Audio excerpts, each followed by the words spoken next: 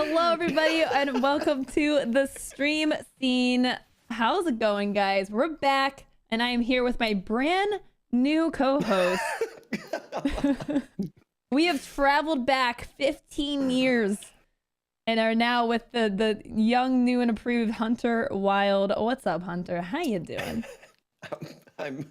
I am feeling the freshest air on my face now. Breezes have never been so wonderful. Hello, my friends. I I feel so incredibly on the spot and naked. Today's show. We were talking about this a lot in our what's our pre-conversation? Behind the stream scene. Our behind the stream scenes, which you can catch on Patreon, patreon.com/StreamerSquare. That with like sussing out for me, why this does seem like such a critical subject, the matter and nature of exposure, not just exclusive to this industry, but for a variety of reasons, we find it very challenging to have more public discourse on it, and it's very easy for us to find ourselves in a strange sort of feedback loop with with our friends on social media. We tend to have the same perspectives and sort of regurgitate those things, and it's very natural for that to happen. But then we end up with a very limited perspective that may be full of bias and all kinds of things that sort of misdirect us. That's why I'm so intensely excited about the conversation today, because we are going to be publicly exploring the facets and nature and various sides of this incredibly critical subject today, where I'm probably going to be muting myself several times because I still have like an allergy thing going on. We have two incredible guests to help us cover it too. I still have to do the pronunciation of Clopptagon and JSniperton. Thank you guys so very much for coming on the show with us. Tell us a little bit about yourselves. Clopptagon, let's get you first. What are you about? Who are you? Absolutely. So my name is Joe Klopp, and I'm an account manager at Online Performers Group, or OPG. We're here in San Diego, and our business is broadcaster management. We handle business side of streaming so that the clients who have hired us can focus on running their show and entertaining their audience. That was very clean. Thank you. JSniperton. He set the bar very high. Hi, my name is Jay. I have been streaming on Twitch for about 3.5 years, and I love looter shooters. I love retro games. I'm a collector of many things. I'm a drummer. I live in Portland, much like Hunter. I didn't know you were a drummer. Yeah. That's awesome. So, yeah, thank you. But just love being in community and learning more and helping others learn things and all that kind of stuff. So that's why I'm here. Awesome. Well, go ahead, I'm Hunter. Curious, because I know that you had, and we're going to be talking about it for obvious reasons, you had a very unique experience that has dramatically shaped your perspective and some of the value that you're going to be bringing to the conversation. Mm-hmm. Without us diving into the various facets and what it's meant, I was wondering if you could just tell us what that was before I just sort of set the stage for some of that perspective. Sure. So, as a partner on Twitch, a lot of times you are given an opportunity to be on the front page of Twitch, the big front page one where there's a ton of people. It's very exciting. It's a huge opportunity for exposure. And that was super exciting, right? That was going up through TwitchCon of last year. And then going into Christmas time, there was nothing, and that's normal on the front page anyways. And then all of a sudden, towards the end of December, I started getting one of the side front page slots because I stream in the middle of the night and I don't think there's a ton of people that stream that time. So what I didn't know is that they actually put you on a list, a short list of people that have been on the front page, and you can get chosen for the rotation for the carousel, as they call it. And it just kept happening night after night after night after night after night for 3 months. Every single stream, I was on the front page in some capacity. So I didn't know why. I didn't know like what mistake they made, choosing our channel, but It seems like a good mistake from the outside, it right? does. And that's the thing that could potentially get people in trouble based on how they're thinking of it. I'm sure we're going to talk a lot about that stuff today, but Yeah. it was crazy. And That's 3 months consecutive continuous front page. That's a lot of exposure dollars. That's a lot of exposure. I did end up requesting to get off the front page, and Right. for many reasons. But that's what I want to dive into that. I want to dive into that hard a little I'm bit later. definitely curious about that. Do we have to wait till later? Can we just? Wait, we don't. You had a direction that sounded really interesting to me for like laying the groundwork, but yeah, I'm. I mean, we can talk about the basics. Like that's where I always go with these shows. Is like talking about, okay, so why are we talking about exposure? Like, why is this? Honestly, it's like a controversial thing. Why is it even a contentious issue? Yeah. Right. Especially in our line of work. Like, because being a content creator is literally like our job is to be exposed, right? Like that's how we grow. That we need exposure to grow and to make this a job. That's what it comes down to, right? But it doesn't. That's very true. It doesn't directly pay the bills, but it is a means to be established in this industry. So why is it so controversial? Oh, for me, I mean, anyone, yeah. There's so many different types of exposure too, and one of the things that I was gonna focus on or talk about is the general exposure versus the targeted exposure. But sure, it being controversial is because we are people, and for us as streamers, I think it's more about community. At least for a lot of streamers, it is. And so thinking about the exposure side of it, it starts to get more into the business side, which is what we need. But at the same time, we don't want to make it seem like we don't care about the people in our communities and all that kind of thing. So it can be, there's like a balance there that everybody's trying to figure out. And it's, Twitch is still growing and we're just trying to figure it out. So it's really tough, I think. And the landscape and atmosphere of that sort of changes over time too, right? So it's like the nature and value of exposure shifts gradually, and sometimes with big upsets, and also with a variety of types of organizations, and sometimes fluid, sometimes rigid structures that come into the space and start shaping it. Sometimes predatory, sometimes most of the time with just a traditional sort of business mindset. And then how that sort of changes our approach and perspective. I think that's a reason to continue talking about it over and over again, and also why it remains contentious. Why every 3 months you see another 2 or 3 days of talking about it on Twitter, and it keeps coming back up. Absolutely. And to piggyback on what you said there, one of the reasons I think exposure is such a hot word and such a controversial topic as a whole is we hear that word, and as you guys mentioned, it is valuable especially for a content creator to, you want people to watch your content, right? You need to be exposed to the people that are sitting behind their computers or their phones across the world who are consuming the content and want to engage. However, as the classic expression goes, exposure doesn't pay your bills. And as somebody grows their channel to the point where a brand is interested in working with them, the brand has recognized, wow, this person has a lot of people watching them. I would like my product to be, I would like this broadcaster to show my product, whether that be a video game or a traditional what we would call like a non-endemic product. Once that comes to the point, that's when you should ask for more, and we'll dive further into that. But right, and I think like there's definitely a certain point or a certain like ask from a company where it becomes like you're like they need you, like they're reaching out to you because right. They're the ones that need you. Nobody's out there doing that as a favor, right? Yeah, and I think it's like even if you get exposure, or you would get exposure from that, you're still like, they're still coming to you to do a job, and you should be Yes, paid absolutely. for that job. Absolutely. 100%.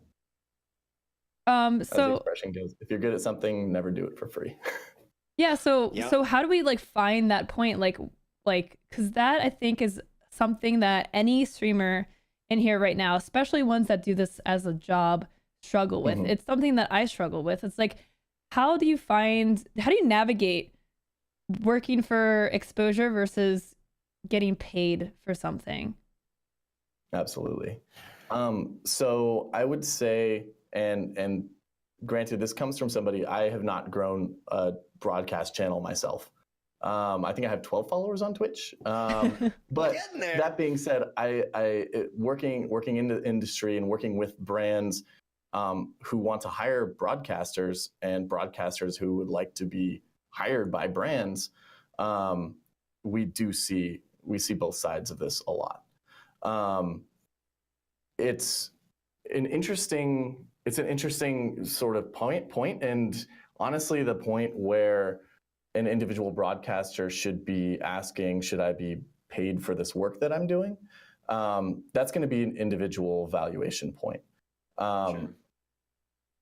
It's going to be a little bit different from everybody.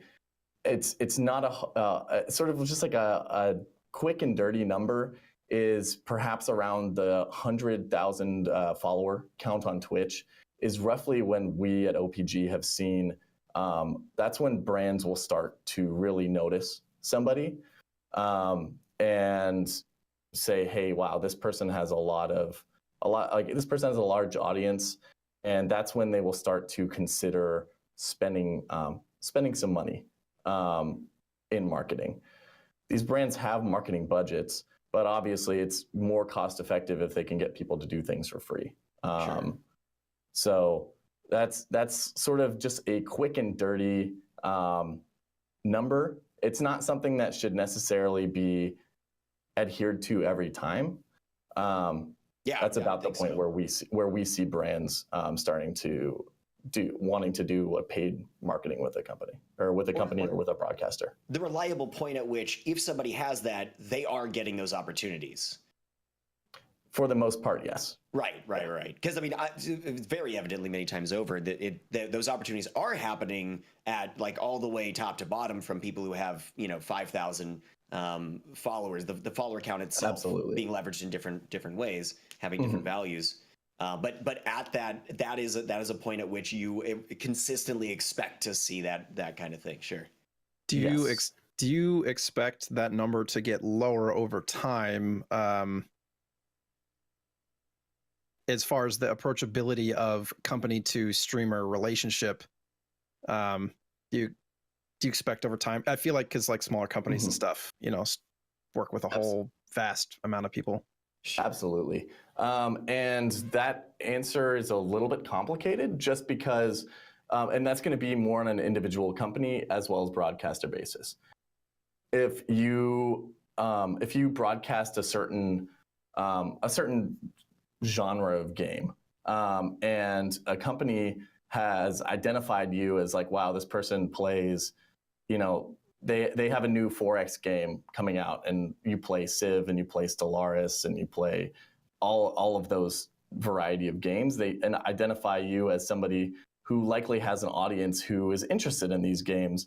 You're going to be a natural fit, and maybe you have 40 or 50,000 followers on Twitch, but you have a lot of people watching consistently, and at that range, each individual follower, each individual viewer is more likely to be more highly engaged with that content. Right? They're not one in a pool of 10,000 watching your stream. Not that those people aren't engaged as well, but they're watching that particular broadcaster for a reason. And it's because they're creating the kind of content that they like and they keep coming back for. So at that point, if it's a really natural fit, the company has identified somebody as being really, really makes good content, right? That's always the goal of paid promotion in the space, but also has a really highly engaged audience and an audience that's likely to be in tune with whatever the product is. Sure. Right. Then those numbers are much less important, and it's more about the individual broadcaster and their content. I guess Yeah. you're getting into like the more shotgun versus like precision kind of a thing, right? Precisely. I think it's not about the follower threshold getting smaller, but I think it's more about it getting less relevant and brands realizing that its follower count really doesn't have much of a correlation to viewership or success on an activation. Whereas things like hours watched and your average concurrent viewership, and obviously what Clopptagon was saying, like the genres of games you play versus like what the activation is about. I think those have so much more relevance. And I think companies are also realizing like the engagement with mid to smaller streamers can actually be more powerful than like one big streamer, right? Just getting like a dozen, like maybe like smaller streamers to work on something. Brands want to find the right representatives for their product. If they're spending the money on it, they want to be matched with the people that are best going to represent their products and also achieve their own internal goals, which are probably sales. But somewhere in there, that's going to be somewhere in there, right? Checklist. They're spending money. They're hoping to see some sort of return on it, but that doesn't have to be necessarily like a direct correlation. You get 15% of every person you drive to buy this product. Just building the awareness of a brand is valuable as well. For sure.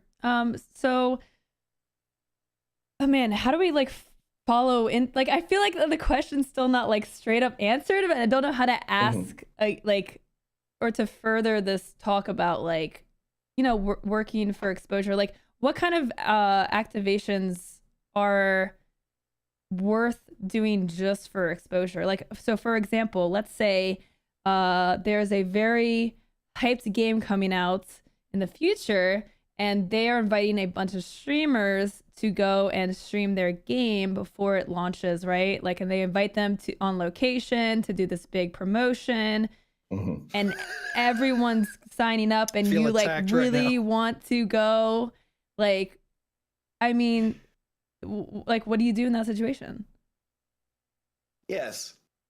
It really depends what you are looking to accomplish from this. So in my experience, broadcasters are looking for if you're going to this sort of event, you're getting an early look at the game, you're getting to show your audience the game before the majority of other folks. And you're working directly with a company, you're hoping to get to play a new video game that's hopefully awesome. Also, you're hoping to meet people that work with this company, right? To network, build those relationships, meet other broadcasters potentially who are also on the project, and network, not necessarily in the business sense, but then also just with the other peers in your community. And hopefully just, build your resume at that point as well. I would say that sort of opportunity is good if you are looking to accomplish those things. Also, you want to do the math too and say, if I'm taking this thing, I'm assuming that you're not being paid for this opportunity. Hopefully, you're not paying, right? They're flying you out, and they're taking care of the airfare and hotel and some amount of meals and that sort of stuff on site. So you're not digging into your own pocket, but do the math and figure out how much money you would make by staying at home and doing your job. And it sounds like at least a lot of this is a matter of, because as you pointed out, effectively, are you achieving your own goals? Yes. But a lot of us have that as, unfortunately, that is unworked. It is sort of ambiguous and amorphous, which is why I always come back to the whole vision mission thing. It's ambiguous and amorphous, and it's a thing where and I think this is one of the critical issues for exposure, is having a destination or a goal or a variety of them that fit together for what you want to achieve. When that's not there, then any semblance of opportunity is something that we tend to jump on, because we feel like it may we feel like it actually will fulfill some goal that's not even defined clearly for us. And then it's sort of a grasping at anything that's there. And to some of the points that I was seeing in the chat, Club Sleep and Vanna talking about how this works in the creative sphere, and then also over here when you end up effectively in a certain light flooding the market with free work, right? When there are a ton of us who are doing work without pay, then other companies coming into the space, or a new product that's wanting to get pushed, you end up in a situation where my time is definitely super valuable, but they're not going to see it that way because they can get the free work elsewhere. Even if it's non-concomitant, that's how they're looking at it, and then I can't get justifiably paid for that, for that work. That's definitely a huge problem that we see right now. I mean, streaming is such a young industry. Companies are just now kind of figuring us out and like, oh, like this is very powerful marketing, like we should be paying for this, right? We're seeing it more and more, but there's still like a lot of geez, what's the word, that just inexperience, I guess, like with being a business, like thinking of streaming and content creation as a business. And so yeah, I mean, you're absolutely right. Like we see, and then you get worried that like you're saying no to something because you want to get paid, and now they don't want to work with you ever again, and they're just going to keep going to people that will do it for free, and now you're missing out on opportunity, and then you're just like paranoid about that, right? So it builds up a whole weird internal dynamic, and I don't want to diverge in this too much, but it's one of my favorite examples of the invention of halitosis and looking at mouthwash. It was a completely fabricated product for a completely fabricated issue. When they just wanted to take a product and move it to something else and get more sales. The marketing campaign for it was, your friends are talking about you behind your back. You can't disprove that. And it builds up a whole anxiety in you. And then you buy the product, and it doesn't resolve anything. You didn't have an issue in the first place, but you sort of build that up on your own. You get that same kind of anxiety with Loka, with the thing that you were just talking about. This is part of why I feel like this is a particularly vital subject to have publicly, have that public discourse. When we're talking about it and everybody can hear our perspectives and share theirs, we're coming to a common ground that we can share, where our friends aren't talking about our bad breath behind our back. We're all sort of talking about all the things publicly, front facing. It's like the power of negative marketing.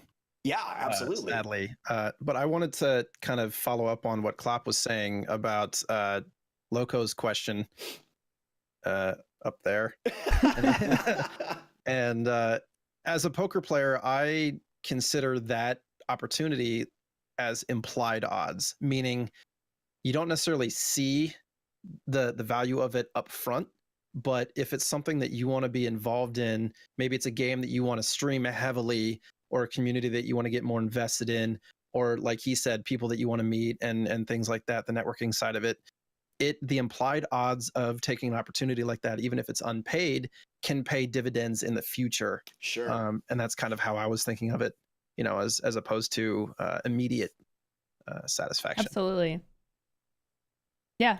I mean, like, think about it. Like you do that thing for free, and then all of a sudden they come to you later, maybe to pay you for streaming the game or giving you early access or something like that. Right.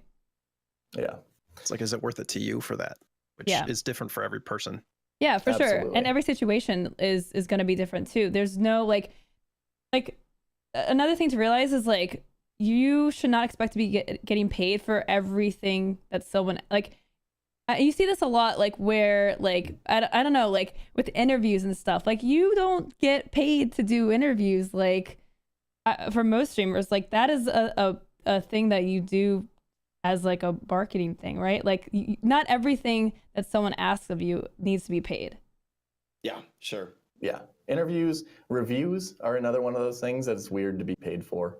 Like Certainly. a bot opinion like that. Right. Or at least the perception of a purchased opinion. Like, Yes. it may not be shaped by it at all, but there's money exchanged, and then an opinion comes out, and Absolutely. Changes the public opinion. yeah. But if you're worried about asking for money for something, for work that you will be doing, and worried about potentially burning a bridge, that company will say no and just go with somebody else who will do it for free, rather than pay you for the valuable work that you're doing.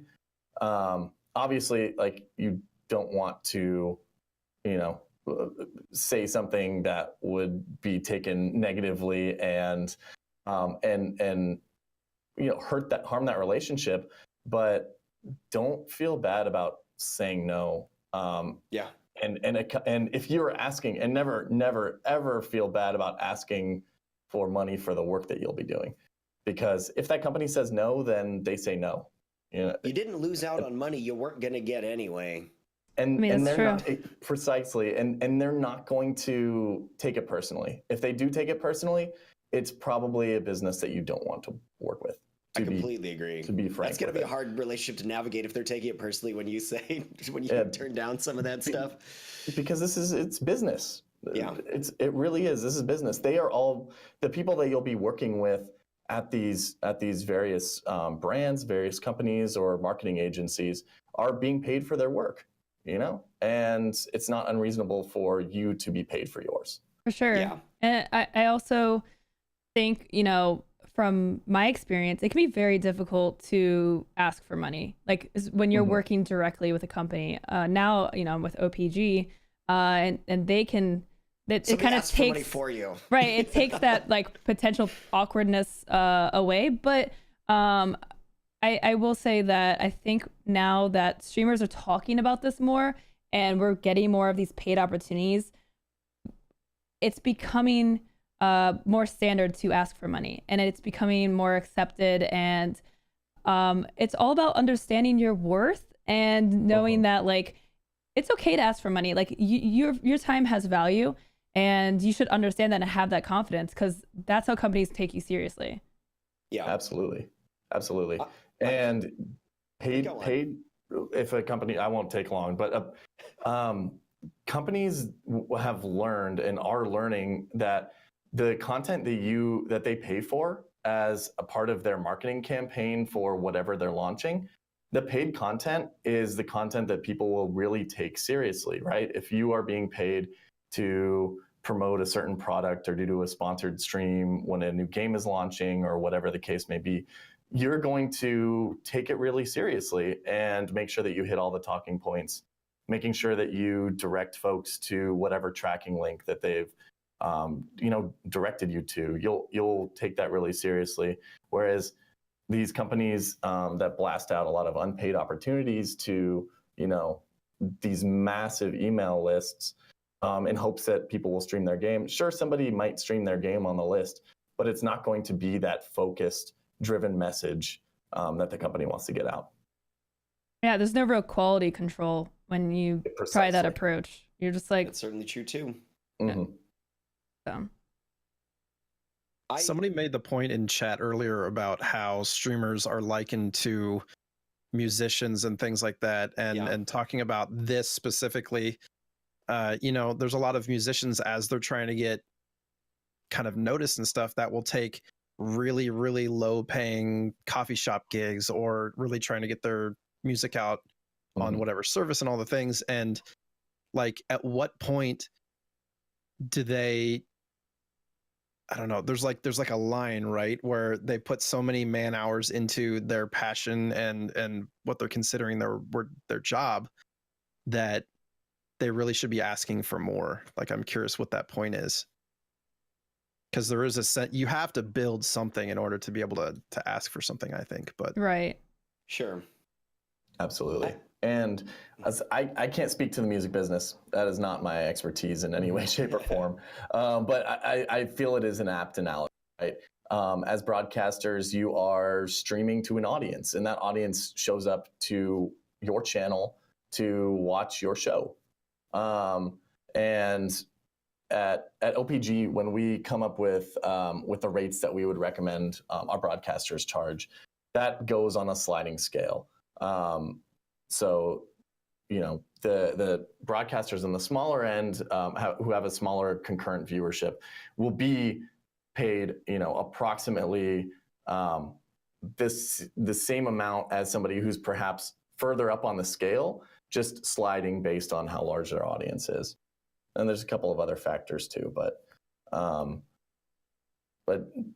that's something that we can dive into as well. I'm happy to talk on that as much as we want to. I mean, I saw January and On mention that it's an idea that we constantly come back to in the conversation generally, and something I think I've seen a couple of times here, and we even touched on in our already in our conversation. What motivates if you've already worked for free? What motivates the same company to work with you later? Because it does, to some extent, it seems on the surface kind of easy and obvious to go like, well, show some value, and then they'll want to come back. To me, and I'd love to hear some commentary on this. To me, a lot of it is corporations and companies exist legally as their own separate, entities and identities, and have some sort of like a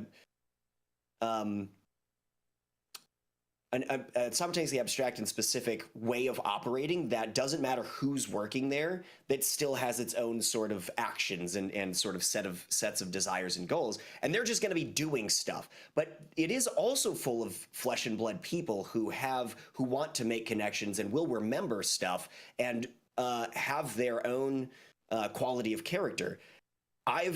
We've in a lot of these conversations we've had on different subjects, and consistently throughout my experience in the industry, I've seen it over and over again. Value those relationships, and those people who are working at those companies are far more likely to want to go out of their way to make sure that you're taken care of too, to make sure that there is a mutually beneficial relationship. So while from a like a semi-objective standpoint, it's like, I'm doing work for free, they're getting stuff for free, why would they be self-motivated to then amp that up a little bit? Well, they wouldn't. But it's more dynamic than that. The flesh and blood relationships that you can have with people, I think, can be a big and important driving factor for that. And I think that's really important to manage in the exposure conversation as well, is that it's not as straightforward and clear cut as sort of some game theory elements, that there are emotional connections and things that are valued beyond just the business relationship that do matter to it. Right. I think every situation is different. Like, it depends on what if the company is asking you to play the game at a certain time to promote a certain thing, like that's they're asking you to market for them, right? A streamer asking for a game key doesn't mean like that's that they're gonna work for free for you forever, like, right? Sure. Like, and you see like, oh, like this streamer, like they wanted this code, so like now I can just get them to stream whatever game whenever. Like, that's not how that works, right? Like, that's a totally different relationship where you're like, hey, like I'll play your game, I want to play it, just give me a code, versus like, hey, like we want you to play this game with the new update. Like, that's going to be something that's more paid. So I think it depends on what you are asking from them versus like what they want from you. Absolutely. And many brands understand that, and they will make the rounds even if they perhaps don't have marketing budget, or it's just already allocated. They'll make sure and send keys around to folks, to just to either folks who have done the proactive requesting, or who are already linked up with their PR companies, etc., to get those keys out. But that doesn't cost anything from them other than just the time to send out the keys, right? Exactly. Yes. If you do agree to work for free to do something, and that wouldn't necessarily qualify as just, hey, they've sent me a key, I'm gonna play this game sometime. But if you agree to do something for free sometime, a company is much likely to have a harder time paying you for that same work in the future. Also, the nature of the industry we work in is it's very small, and people bounce around between companies frequently. Somebody who you may have worked on with a project at one agency may now be working at a different publisher, vice versa, etc. Even within a year's span. So people talk a lot, and when you're working with somebody that works for a company, you may be friends with them, and those, just like Hunter said, your flesh and blood relationships are important that you develop with people. But if you're working with them, both you're friends with them, and you can work as professionals with your friends as well, and say, hey, look, from a business standpoint, if I'm doing this work, I need to be paid for it. And they should understand that. And if somebody knows that you do work for free, that message gets around. That also goes I've had that work out that way. Yeah. With a friend going like, or with somebody that I had known who'd like gone from streamer into the other segments of the industry, and then coming to me going like, I know why this is problematic, but let me know what you think about this. And I'm like, no, I'm gonna need more than that. And they're like, we're really good and close friends sometimes. They're like, we just literally can't do it, but thank you. And that's fine. I think it's even easier to be done when you are friends. You don't have to feel that same kind of anxiety, because you're like, okay, cool, well, high five, let's go about our business. As opposed to, have I maybe damaged this relationship? I feel like that becomes easier to navigate in certain ways. It's interesting. And to piggyback on that, when you're able to tell somebody, no, that number just doesn't work for me, that's not something that I can do this time around. If you're friends with this person, next time they know what to earmark for you when they do have budget for the next project. That's true too. So I was just going to say, I can agree on that. As a freelancer of more than 10 plus years, if you say yes to something that you're not 100% comfortable with, you start to resent it. And like, that's you just interesting too. Yeah, it's really interesting, where you're so hungry and you want people to like you and you want a company to like you or whatever it is, and you say yes to something that's less than what you want, then you start to kind of resent the company, resent the people and stuff, because you hate yourself, but you're still going to do the work because that's the kind of person, Yeah, and now you're going to get only opportunities at that level, right? Like now you've created your own ceiling. And unfortunately, it's kind of that level of mediocrity is like reaching your own self-defined like weird low bar. Yeah. So what if you like blow up? Like what if you started to do you've done free work, but now your channel has grown, like your stats have grown. Like how do you transition into starting to ask for money? How do you show companies like, hey, like, yeah, I've done this for free when I was a smaller streamer, but now, my numbers have changed. Like I need to get paid for this now. Like, is that feasible? Do companies like understand that, or like is it still like they're just like whatever? I'm super interested in the psychological side of it, because we're all gonna have that imposter syndrome. Is like, well, I don't want to look like I'm like all Hollywood and stuff now, right? Is like, I'm big shot asking for money. Yes, you have a different worth, a different value in a certain sphere. How do you go about that? Absolutely.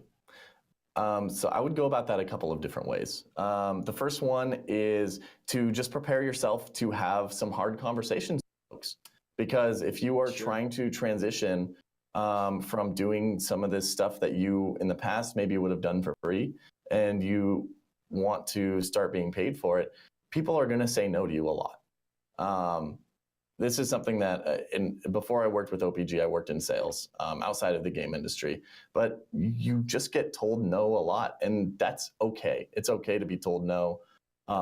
It might hurt your feelings for a second or something like that, but it's the reality in its business, and it sounds tough, but you just gotta get over it. Get comfortable with no.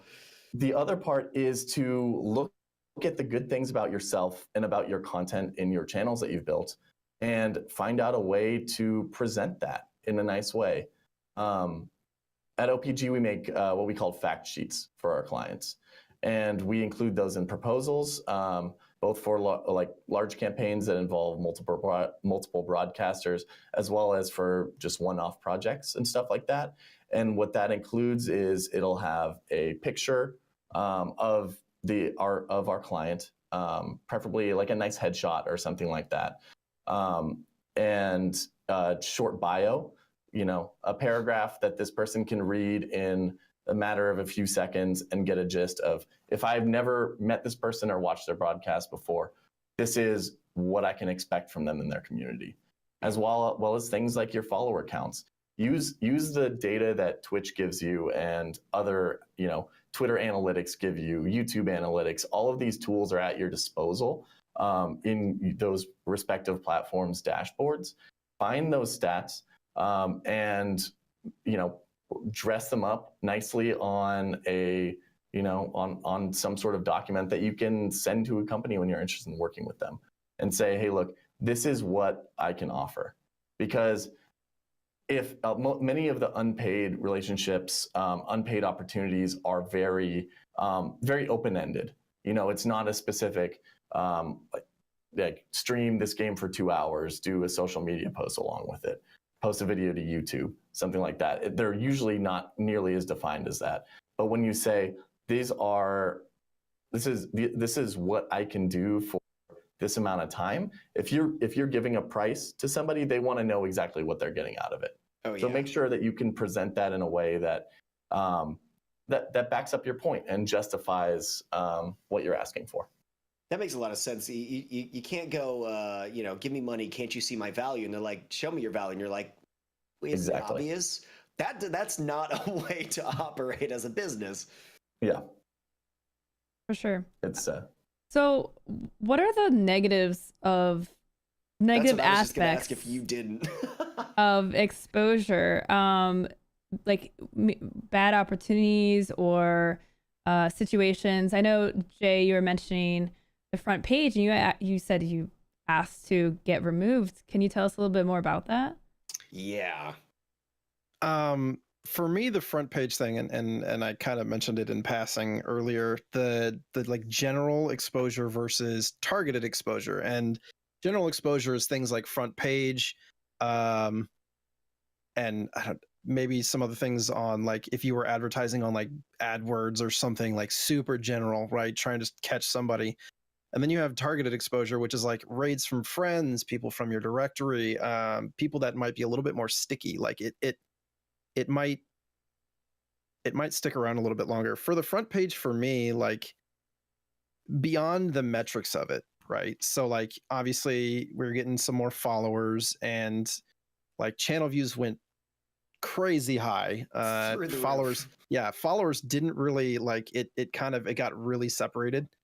But that wasn't even really a big thing. It was more like the mental stuff, right? So yeah, a lot of, for me, and I don't want to make light of that opportunity from Twitch. Like, I tried to make a very, very good point that it's a huge opportunity.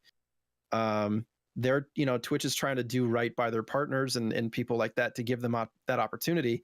But it still kind of came back to, it was like artificial inflation. Like, a lot of it is numbers. A lot of the people that are those numbers from front page aren't like real people that are going to engage with you, engage with your community. A lot of it's almost like a hollow number.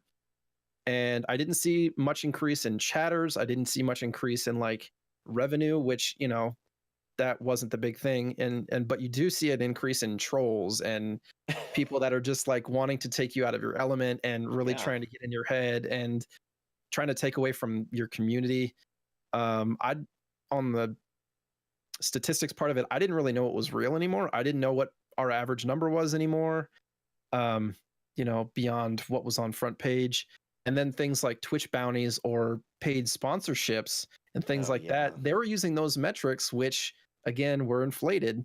And it didn't make me personally feel right to lie, essentially. I mean, not purposefully, but essentially lie to a company about what our metrics are. It wasn't a representation of your value, but it was what you had. Right. It was the only thing that you had to give. Right. So that made me feel a little like there was a couple of bounties where I got paid more because of those opportunities, and it made me feel kind of gross because no, like, I don't know. I'm no, I totally understand. Absolutely. I'm a special kind of person in that I'm weird and I overthink. I mean, you a have lot of us overthink ethics? stuff. What? Yeah, right. Whatever. But Scandalous. I think a lot of it really depends on what you want. Because there's a lot of streamers, and there's nothing wrong with it. There's a lot of streamers that are more entertaining than I am that can hold a stream without a ton of interaction. Like, maybe they're super good at the game, or they're just super funny, or whatever it is.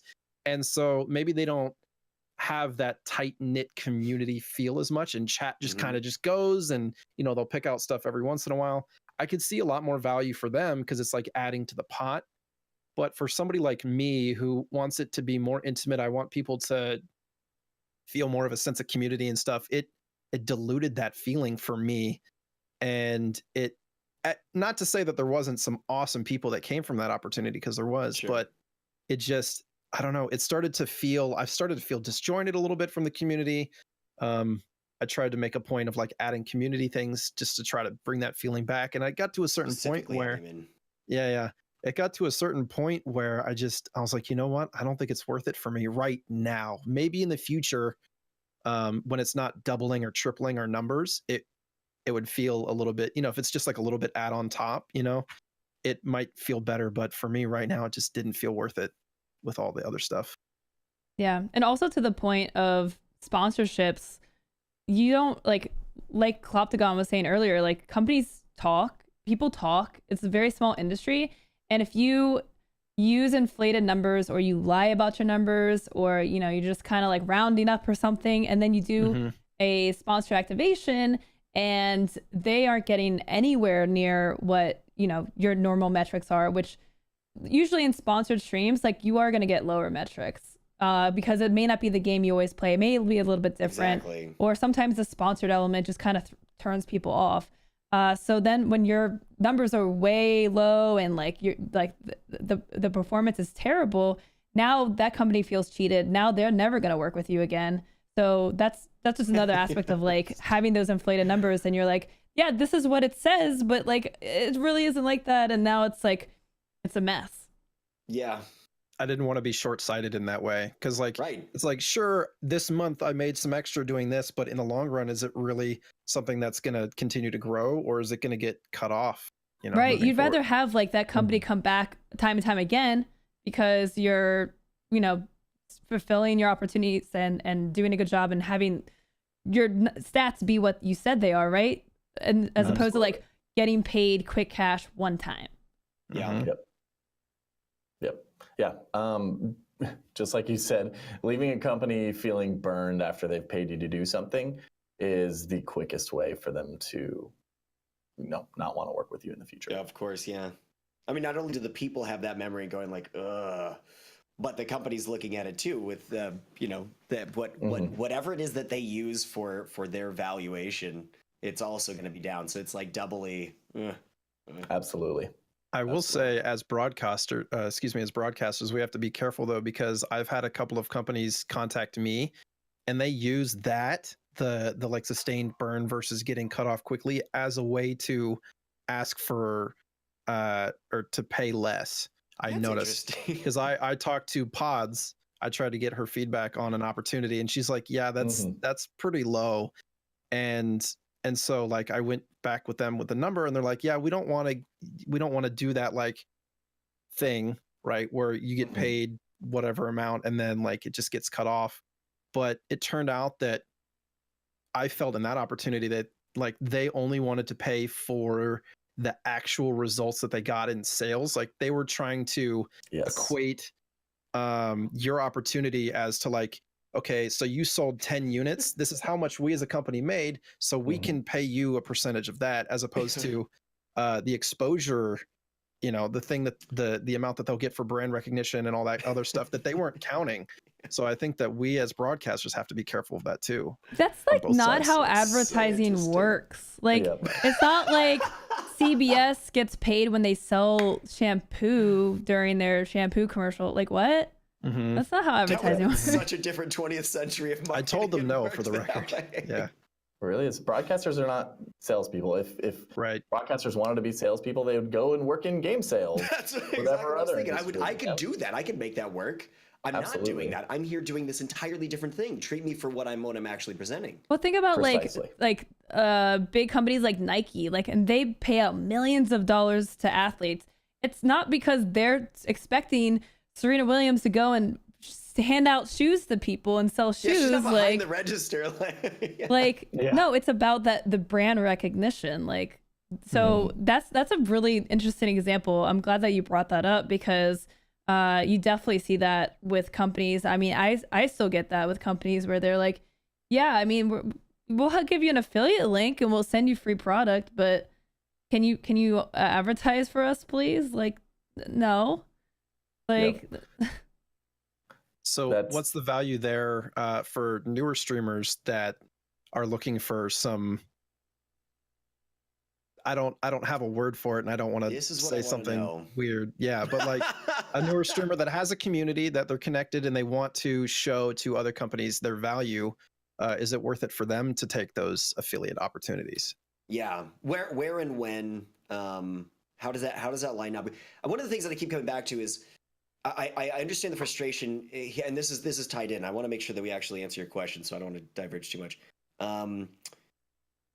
With it all being so personal, with us not having the ability, or justifiably and understandably not trying to give a hard answer, like what are all of the factors that we need to be considering in order to make those assessments? And there's the biggest pool of people who are concerned and interested in this are the people on the smaller scale of broadcasters in terms of their follower count, in terms of the duration and time streamed, the number of concurrent viewers and stuff. So where does that fit in for them and their decision making specifically? And for that unique set, the biggest pool. Absolutely. The affiliate stuff is hard, right? We've all been to broadcasters channels that are parts of 20 different affiliate programs, and things just get lost, right? Like you're like, I don't even know what this person is about when they're promoting all of these different things. If you are a smaller broadcaster and you want to get those metrics, affiliate programs can be valuable. Make sure that if you are picking affiliate programs, if you are looking to bring one or two on to your channel, make sure that they are with products or brands that you really identify with, you personally use and would recommend, and get sales reports from them. Get the data that will actually, give you the numbers at the end of the day to when you're looking to move into more traditional paid sponsorships. To say these are some companies will sometimes ask, what are your sales numbers? Do you have any past performance that you can show me? You can say, well, I worked with this company as an affiliate for this amount of time. These were the sales that we had. These were the click-throughs. These were, use those engagement tools from them. But make sure that you're not just like throwing a panel up on your page and forgetting about it. Make sure that it's something that you are actually passionate about if you're going to go into one of these affiliate relationships. And maintain the conversation with that company too. Try and work with them as much as possible to then eventually, be paid for something past sales down the road. Maintain an open discourse. I like what you said so much that I want to repeat it. I was just kidding. Yes. So there's a lot of keywords here. 1 to 2 affiliate programs, not 18, whatever you can sign up for. Okay. Don't shotgun it. Yeah. Just pick 1 or 2 things. Pick things that you already use and can vouch for. Like I still have an affiliate link with Humble Bundle. It's not because they pay me to, but it's because I already use their stuff anyways. That's where I get my games. So I'm just like, hey, like you want games and support charity, like you can get Steam games through Humble Bundle. So pick things that you already use that you can talk about. And the sales tracking thing too, you can use that as leverage to get paid, not even by that company, but by another company in the future that you want to work with. You can be like, hey, like, I've been affiliate with this company for this long, and these are our numbers. So I would like to get paid. Like, this is leverage Y, right? Yeah. See, I love this idea. It gives you ammo.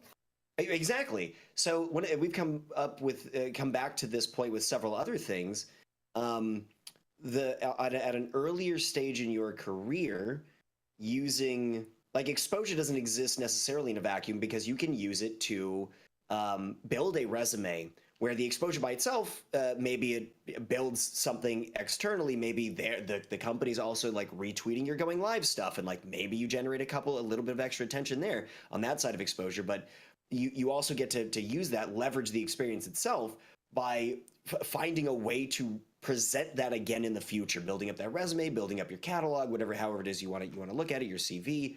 And then you have something that, even if that exposure paid off not at all, you have a list of things, you have something tangible that you can represent, that you can present this to a company in the future and say, I have value and experience, please pay me for whatever. There's a lot of value in that, I think. Absolutely. And I would recommend create like tiers in your own head of this is the level of service that I provide in an affiliate relationship. This is what you get if you are paying me to do brand promotion, and whether that's holding certain things back or, it's just kicking things up a notch when you are taking on like a paid sponsored deal over just an affiliate program. Say if it's a brand that you really are crazy about and you have an ongoing affiliate relationship with, but they have a new product coming out or a new, if it's a game, a new DLC or whatever the case may be, you can use that and say, hey guys, this is, my affiliate program has been going really well, and I'd love to kick it up a notch for this specific thing that is happening. Can we make something work here? I've done that, and it's been fantastic. And tied into the other issue too, there was a product that I used for a few years and was just providing free promotion for because I loved it. And I was like, hey, it's got so much value, I want to share that. And eventually I got a paid deal with them because they were like, you've been doing so much cool work. We'd love to work with you. We'd love to to amplify the value in the relationship here. And it was really nice. And think I've done that twice now. And it is actual, is interesting. So Jay, what are you thinking about that? The question that you brought up yourself. Right. Which part specifically? Just take it. I'm curious. So on the side of the affiliate ship, on the side of the perhaps the inability in the moment to try and leverage for any direct and immediate compensation, how you work it, what some of the concerns are, were you put back in that position again? Like, I mean, you guys hit a lot of the points, but as far as the affiliate stuff specifically, it's tough because they're equating you to like Klopp said, like a salesperson, and so you're having to leverage your community, which you have a personal relationship on a certain level. You have to sell them on a product. So if you are going to take it, you have to really believe in it. But at the same time, it becomes tough because I'm sure a lot of us don't want to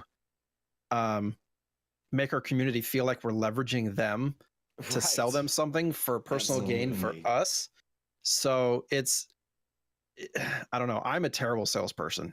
So if I don't fully believe in something, they're not going to get my like full 100%, check mark as to like, oh, these guys are great. It's like, oh yeah, you can use them if you want. But like at that point, is it worth it? Well, that's kind of like what I'm wondering too, is like you start with a company with like an affiliate link and you grow, or like, you just have been with them for some time. You've produced sales. Like how hard should you be going for an affiliate link? Because then it's like, well, why would that company want to pay you because you're already going all out? Like I guess it's like, how do you handle that? You're giving them exposure.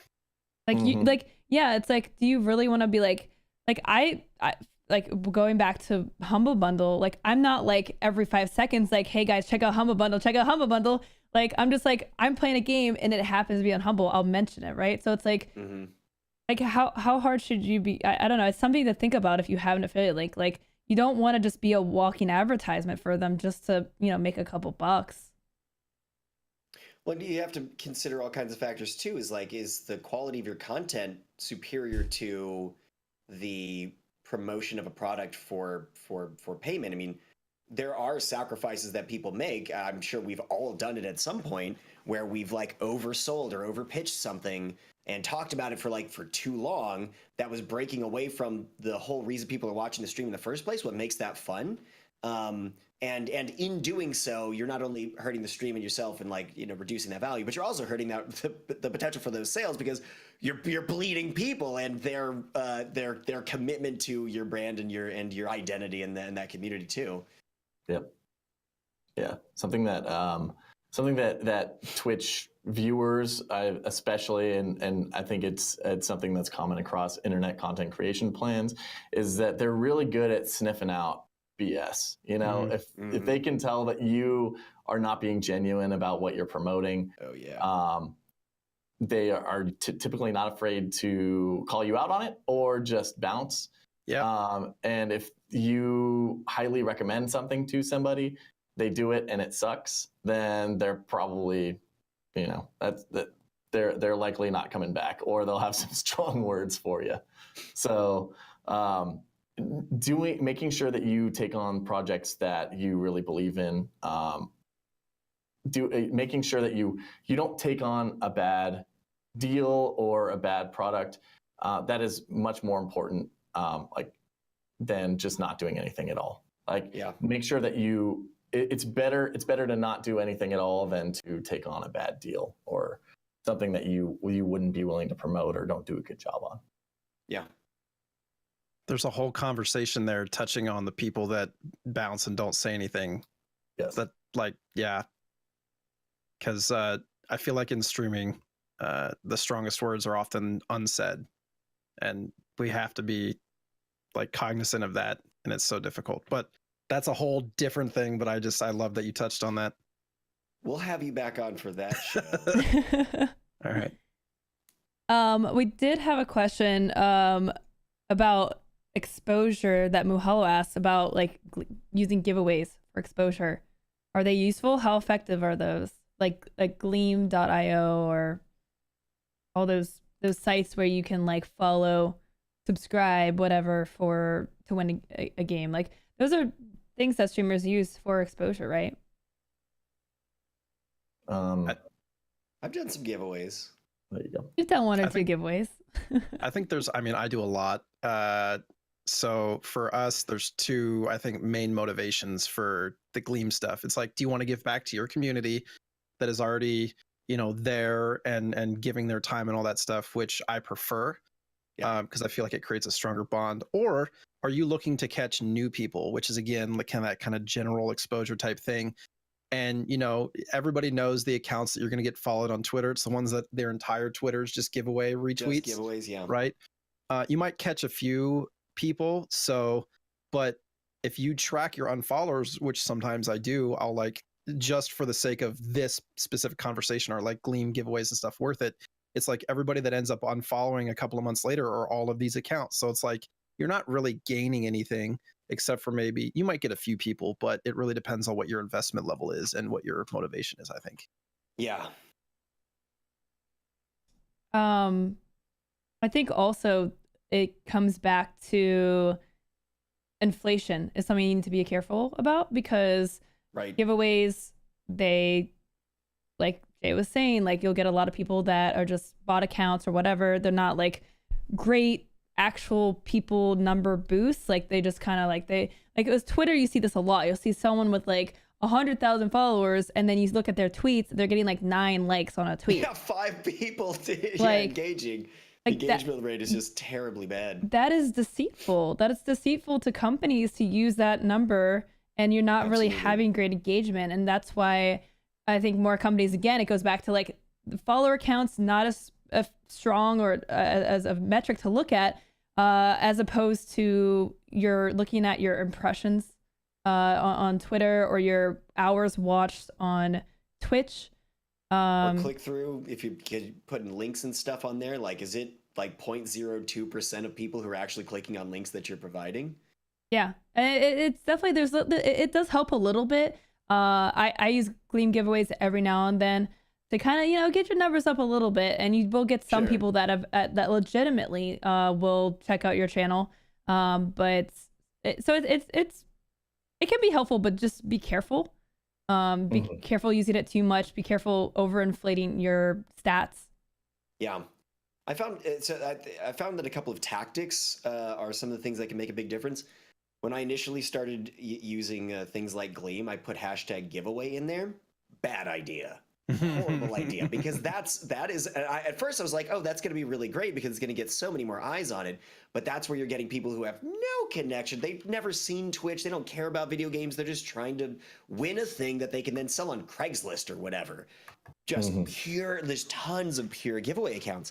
Trying to find ways to really hone it in and target the type of audience that you're shooting for, and also having certain requisites. Like I ended up with a required Twitch login. So if you've never heard of Twitch before, you'd have to you'd have to want whatever it is so bad that you're going to go through the basic process, but go in and set up a Twitch account. So effectively, this ends up limiting it, and over again with several other things, limiting it, narrowing it down to people who may actually find my content worthwhile. That's what I want. I want real human beings who like my stuff.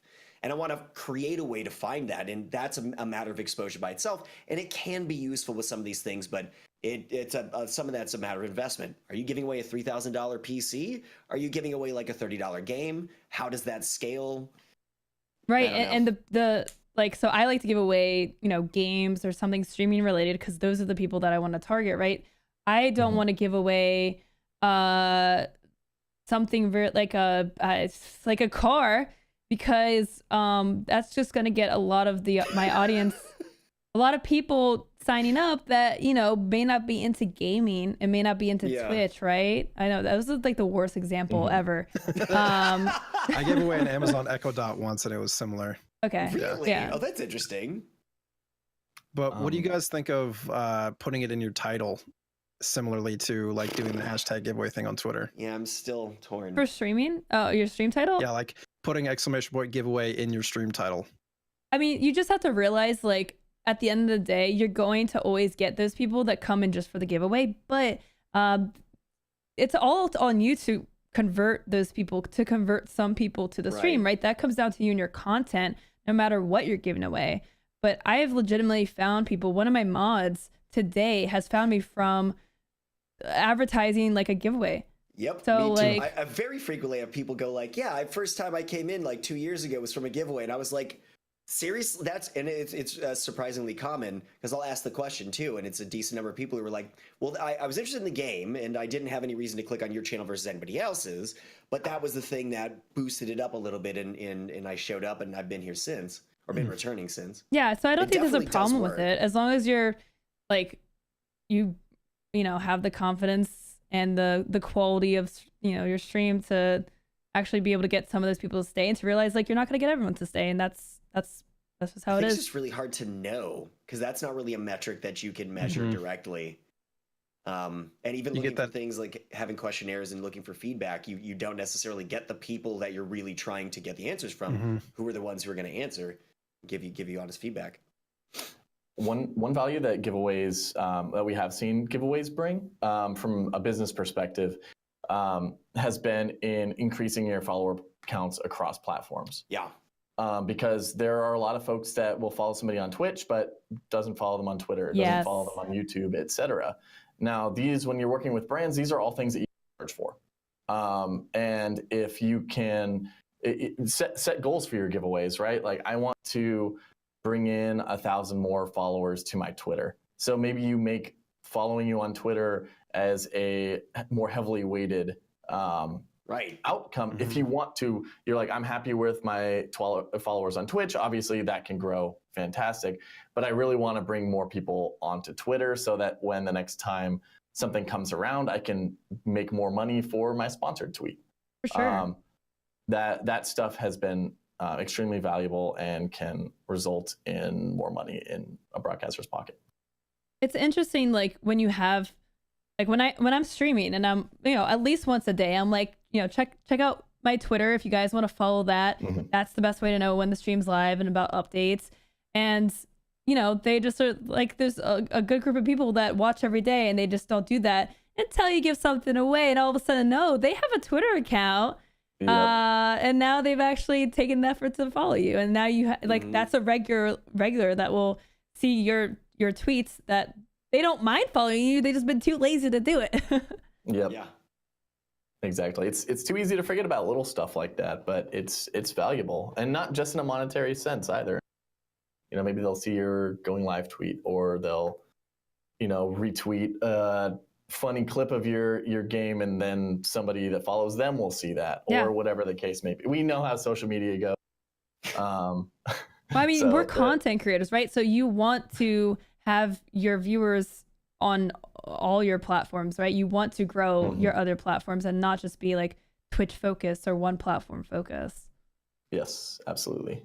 Diversify. Yeah. All right. Well, that's going to do it for us today, guys. Thank you so much for joining us, Jay, Clopptagon. We're going to do some shout outs. Jay, tell us where we can find you and what you're up to. I am JSniperton on all platforms, Twitter, Twitch. That's pretty much it.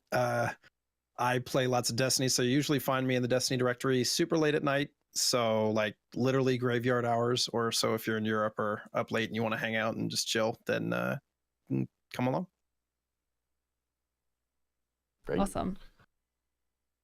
Clopptagon? Clopptagon. Yeah. What are you about?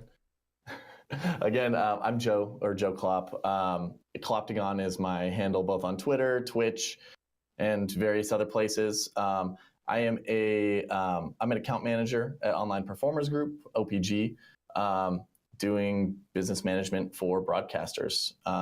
So check us out. We do office hours every Friday at 2 p.m. Pacific. That's at twitch.tv/omeed. And we talk about various topics focused on the broadcaster side, that focus on the business side of broadcasting, Twitch, and content creation. So that is another excellent resource for info.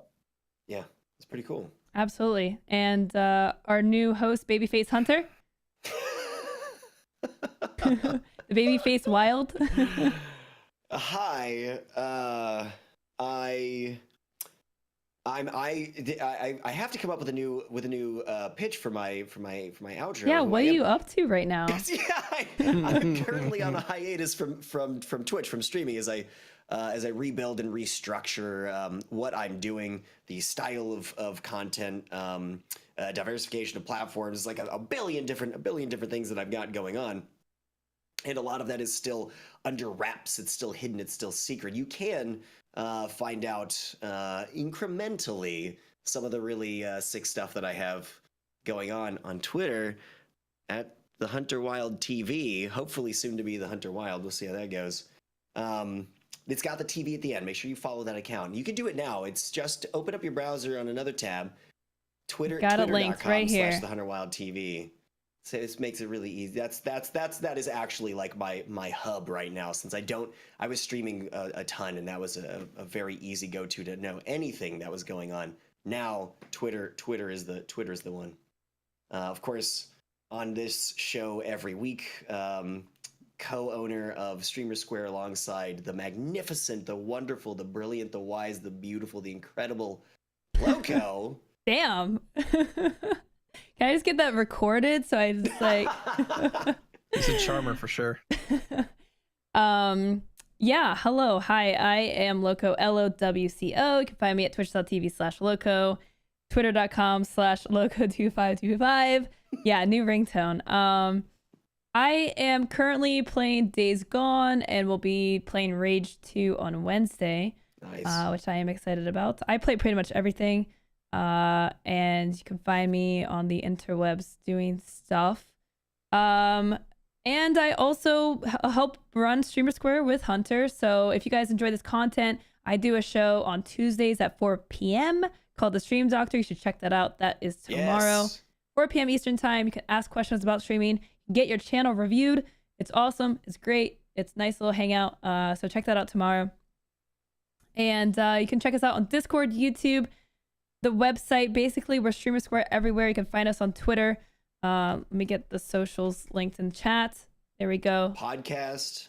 Yes, which I am a little bit behind on, so I'm gonna catch up tonight with the putting everything on the podcasting stuff. You can basically search Stream Scene on your favorite podcasting platform, and listen. I don't know what the link is. I don't know my own bot commands. So if you guys enjoyed this, follow the Twitch channel, and we hope to see you here next week. We usually have a show right after this show called Your Brand, Your Business. They are actually going to be postponing their show till next week. So check that out after the stream scene next week. So thank you guys for tuning in. We really appreciate it, guys. We will see you guys tomorrow for the stream doctor. Otherwise, same time, same place next week for the stream scene. Goodbye. Bye, everybody.